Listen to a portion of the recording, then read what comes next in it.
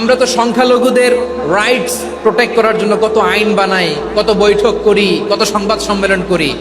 বিষ্ণু সাল্লাল্লাহু আলাইহি ওয়াসাল্লাম সংখ্যালঘুদের রাইটসের ব্যাপারে, অধিকারের ব্যাপারে যে কথা বলেছেন, শুনলে আপনি অবাক হয়ে যাবেন।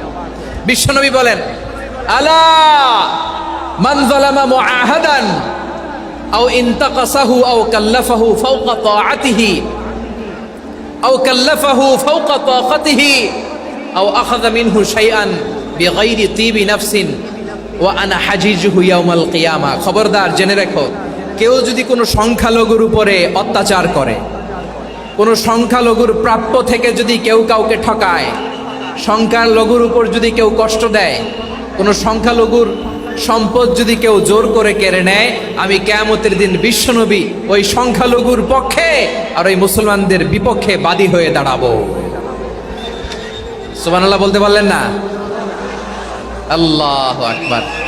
আপনি নামাজি, আপনি মুসল্লি, আপনি হাজী সাহেব, তাহাজ্জুদ পড়তে পড়তে কপালে দাগ ফেলে দিছেন, আপনার প্রতিবেশী হিন্দু, ভাবছেন আমার তো পাওয়ার আছে, ওর জমিটা দখল করি। বিশ্বনবী বলেন, কিয়ামতের দিন ওই হিন্দুর পক্ষে তোর বিরুদ্ধে আমি বাদী হয়ে দাঁড়াবো। পৃথিবীর কোন ধর্মে এরকম স্টেটমেন্ট পাবেন? পাবেন? আপনি ভাবছেন আপনি নামাজ পড়লে হাজী সাহেব কপালে দাগ ফেলায় দিলে আপনি সেলসেলায় জান্নাতে চলে যাবেন না? খবরদার। বিশ্বনবী বলেন, কোন সংখ্যালঘুর উপর যদি কেউ আক্রমণ করে, তার প্রাপ্য তাকে না দিয়ে যদি তাকে ঠকায়, তার উপর জুলুম করে, তার সম্পদ যদি কেড়ে নেয়, আমি নবী, তুমি মুসলিম হইতে পারো, মুসল্লি হইতে পারো, তার পক্ষে, তোমার বিপক্ষে আল্লাহর দরবারে বাদী হয়ে দাঁড়াবো। আচ্ছা, লালমনিরহাটের ভাইরা, কথা বুঝতে পারলে আওয়াজ করে উত্তর দেন। বিশ্বনবী যদি কারো বিপক্ষে দাঁড়ায় কিয়ামতের দিন, আই রিপিট, আমি আবারও বলছি, বিশ্বনবী যদি কিয়ামতের দিন কারো বিপক্ষে দাঁড়ায়, ও তো সেলসেলায়া জান্নাতি,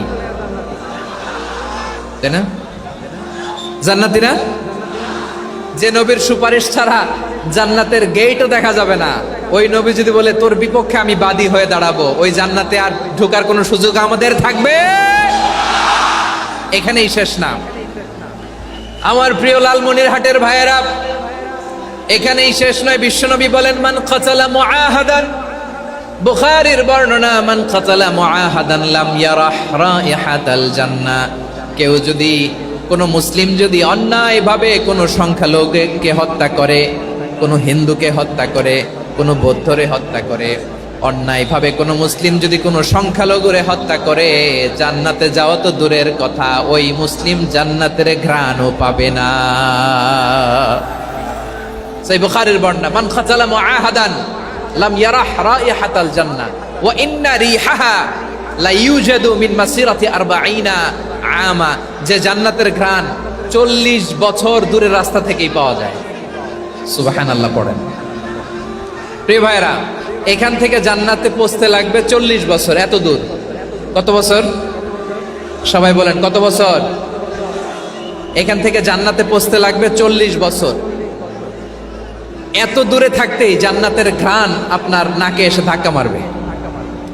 বিশ্বনবী বলেন, যে ব্যক্তি কোন সংখ্যালঘুকে হত্যা করে, জান্নাতের ঘ্রাণ তো পাবেই, জান্নাতে তো ঢুকতে পারবেই না, জান্নাতের ঘ্রাণও তার নাকে লাগবে না। পড়েন না আউযুবিল্লাহ।